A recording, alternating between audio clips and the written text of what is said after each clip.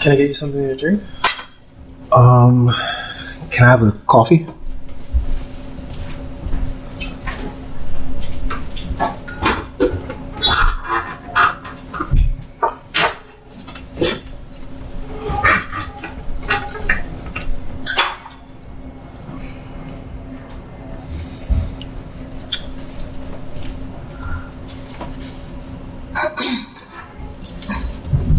I have very little time to spare, so let's make this as simple and straightforward as possible. Make what as simple and straightforward as possible?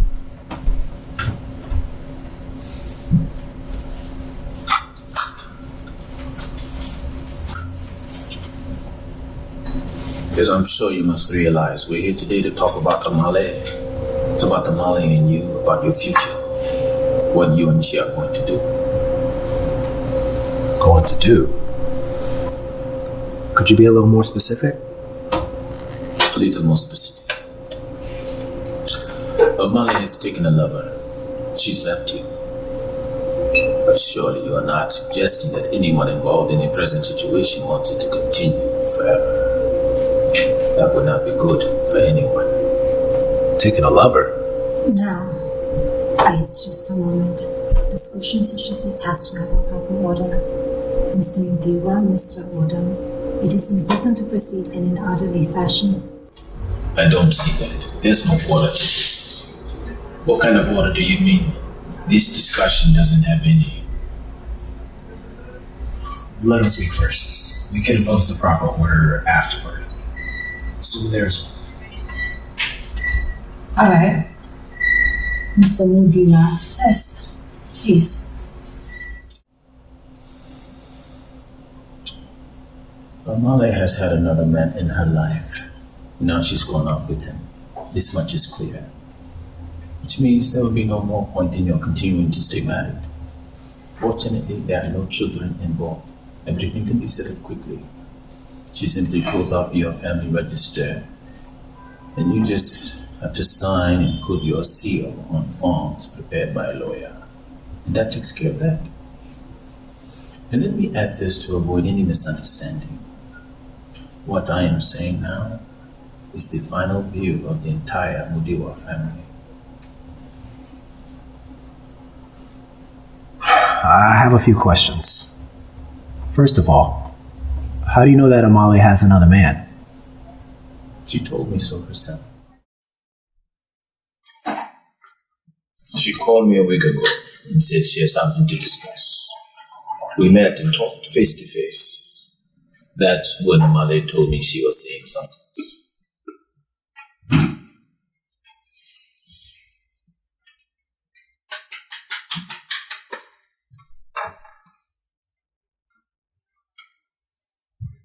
Dave, you still smoking those things? I haven't, bro.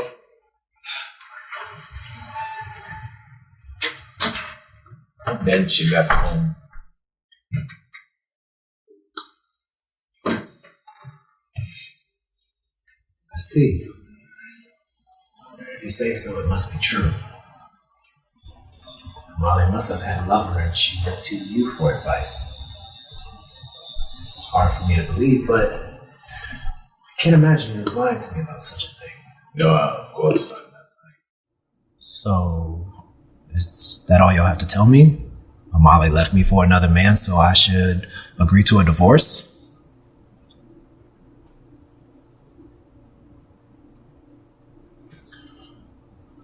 I suppose you must realize that I was not in favor of Amale marrying you to begin with. I took no positive steps to interfere on the assumption that it was a matter that did not concern me, but now I almost wish I had.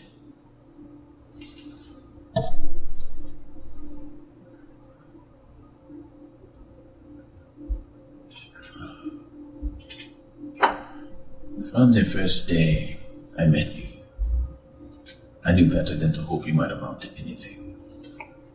I saw no sign of promise, nothing in you that suggested you might accomplish anything worthwhile or even turn yourself into a respectable human being. There was no sign of anything to shine or shed light on anything. I knew that whatever you set your hand to would end up half-baked. That you would never see anything through to the end, and I was right. And you've been married to my sister for 6 years, and what have you done in all that time? Nothing, right? All you've accomplished in 6 long years is to leave your job and ruin Amale's life. And now you're out of work with no plan for the future. There's nothing inside of that head of yours but garbage and rocks. Why Amale ever got together with the likes of you, I'll never understand. Maybe she thought the garbage and rocks in your head were interesting. But finally, garbage is garbage and rocks are rocks. You were wrong for her from the start. Which is not to say Amale was perfection either. She had her own oddities since childhood, for one reason or another. I suppose that's why she was briefly attracted to you. But that's all over now. In any case, we must finish this business as quickly as possible. My parents and I will watch out for Amale. We want you to back off and don't try to find her. You've got nothing to do with her anymore. All you could do is cause trouble if you try to get involved. The best thing you can do is begin a new life in a new place, a place that is better suited for you.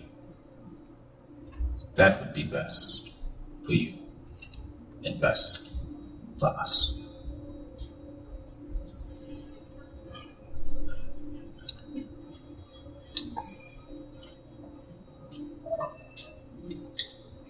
Do you have anything else to say? Hello.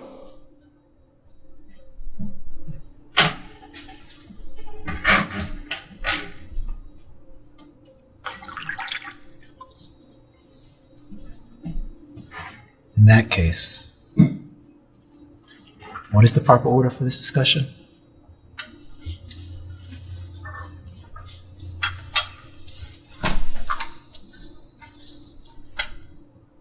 I am certain that this must be very shocking for you, Mr. Wardell. As for my part, I find it very painful to be saying such things to you face to face, as you can imagine. I see now I must make things simple and straightforward as possible. Mrs. Autumn came to see me first. She came for advice. On my recommendation, Amale came to talk to me about the kids, and I introduced her to Ms. Autumn. Was that before I met you or after? Before.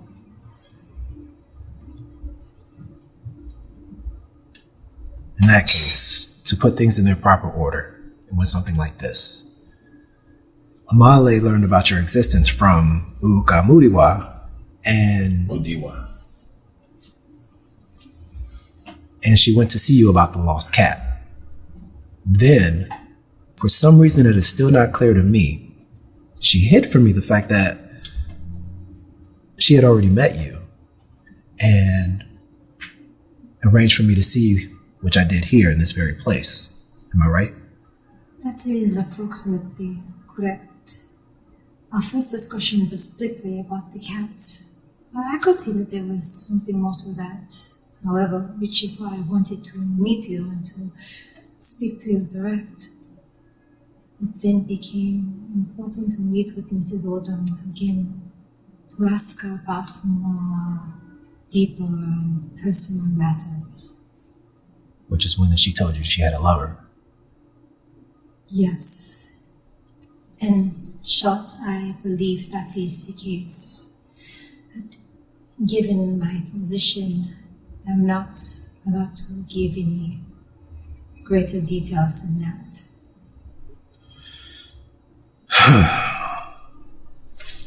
So then, Amale has been involved with this man for some time? It's 2 months and a half or thereabouts, I believe. 2.5 months. How could it have been going on for 2.5 months without my noticing anything? Because, Mr. Odom, you had no doubts whatsoever about your wife. That's true. It never once crossed my mind. And I couldn't believe that she would lie to me like that, and I still can't really believe it. Having complete faith in another human being is one of the most finest qualities a person can possess. Not an easy ability to come by.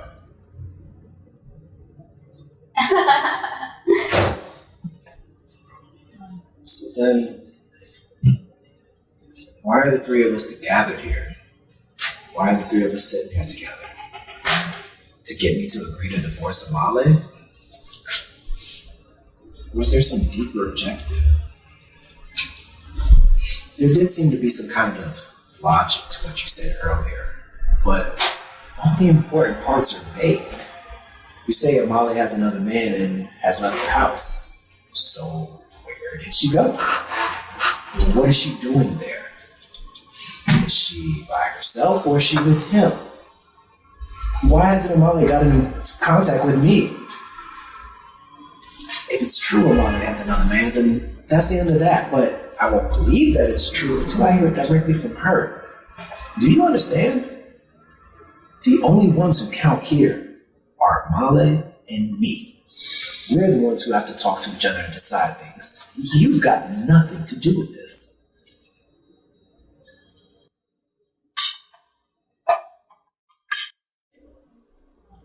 We are here to inform you of the situation. I asked Miss Arnold to accompany me, thinking it would be better to have a third party present. I don't know who Amale's other man is, and I don't know where she is now. Amale is all grown up, she can do as she pleases. But even if I knew where she was, I certainly wouldn't tell you. Amale hasn't been in touch with you because she doesn't want to talk to you. She did want to talk to you, apparently. How much could she have told you? You and she are not very close, as I understand it.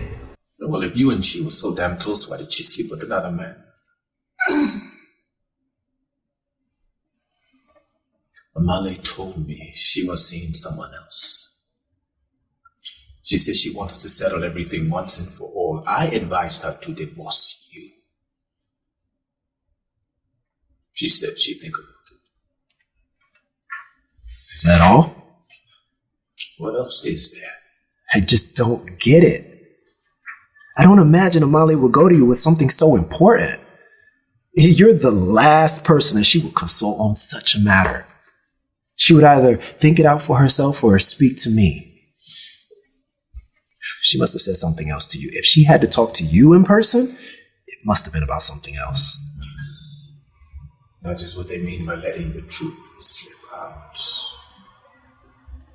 Letting the truth slip out. I'm sure you see my point. Your wife sleeps with another man. She runs out on you. And then you try to pin the blame on someone else. I've never heard of anything so stupid.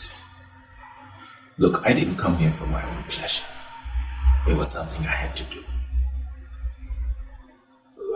For me, it's just a waste of time. I might as well be throwing my time into the gutter.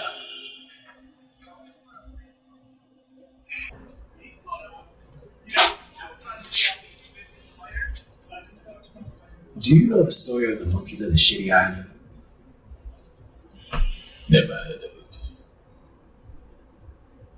Somewhere, far, far away, there's a shitty island. An island without a name. An island not worth giving a name. A shitty island with a shitty shape. And on this shitty island grow palm trees that also have shitty shapes. And the palm trees produce coconuts that give off a shitty smell. Shitty monkeys live in the palm trees and they love to eat these shitty smelling coconuts. After which they shit the world's foulest shit. Shit falls on the ground and builds up shitty mounds. making the shitty palm trees that grow on them even shittier. It's in the cycle.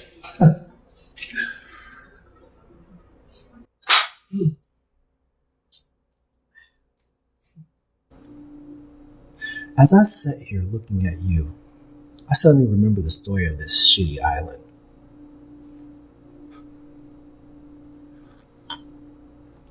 What I'm trying to say is this.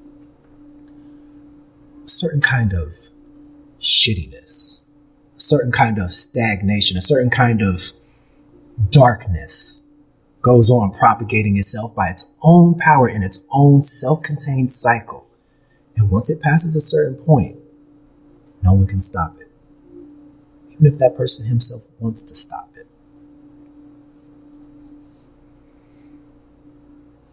Are you catching my drift, Mr. Moodiwa? I know exactly the sort of man you are. You say I'm like garbage or rocks, and you think you could just smash me to bits anytime you felt like it. But things are not that simple. To you, with your values, I may well be nothing but garbage or rocks, but I'm not as stupid as you think I am. I know your secret. Amali knows, and I know. We both know what's under there. If I wanted to, I could tell it to the world. I could bring it out into the light. It might take time, but I could do it. I may be a nobody, but at least I'm not a sandbag. I'm a living, breathing human being. If somebody hits me, I hit back. Make sure you keep that in mind.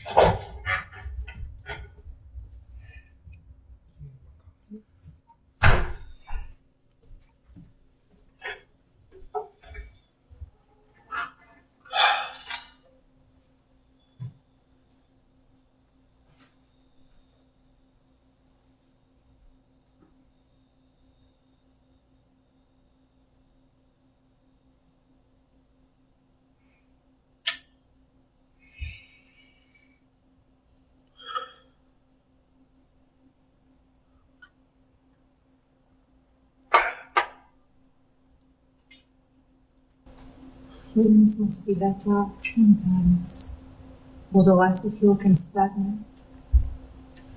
I'm sure you feel better now that you have said what you wanted to say. A little. But it didn't solve anything. It didn't bring anything to a conclusion. You don't like Mr. Mudiwa, do you, Mr. Oda? Every time I talk to that guy, I get this feeling of incredible emptiness inside. Every single object in the room begins to look as if it has no substance to it. Everything appears hollow. Exactly why that is, I can never explain to you with any precision. But because of this feeling, I end up saying and doing things that are simply not me. And I feel bad about it afterwards. If I could manage never to see him again, nothing would make me happier. Unfortunately, you will have to encounter Mr. Mudiwa any number of times. This is simply something you cannot avoid. There's one thing I would like to ask you. Whose side are you on here? Uka Mudiwa's or mine? Neither. It simply does not exist. There are no sides. This isn't something that has a front or back or right or left or top or bottom, Mr. Odom. Sounds like Zen. Interesting enough in itself as a system of thought, but not much good for explaining anything.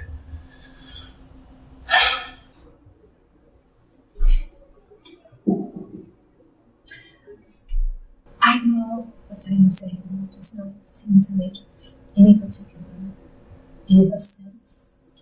I don't blame you for being angry. But if I were to tell you anything now, it would not seem helpful. In fact, it would ruin things. You must spend to your own strength, by your own hands. I can well kingdom. Give it, give back. That's it. Exactly.